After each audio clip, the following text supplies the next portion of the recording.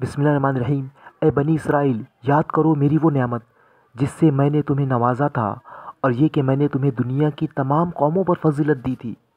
اور ڈرو اس دن سے جب کوئی کسی کے ذرا کام نہ آئے گا، نہ کسی سے فدیہ قبول کیا جائے گا، نہ کوئی سفارشی آدمی کو فائدہ دیں گی، اور نہ مجرموں کو کہیں سے مدد پہنچ سکیں گی۔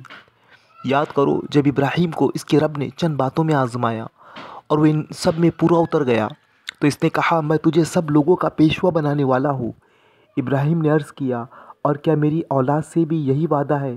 اس نے جواب دیا، میرا وعدہ ظالموں سے متعلق نہیں ہے، اور یہ کہ ہم نے اس گھر کعبے کو لوگوں کے لیے مرکز اور امن کی جگہ قرار دیا تھا، اور لوگوں کو حکم دیا تھا کہ ابراہیم جہاں عبادت کے لیے کھڑا ہوتا ہے اس مقام کو مستقل جائے نماز بنا لو، اور ابراہیم اور اسماعیل کو تاکید کی تھی کہ میرے اس گھر کو طواف اور اعتکاف اور رکوع اور سجدہ کرنے والوں کے لیے پاک رکھو۔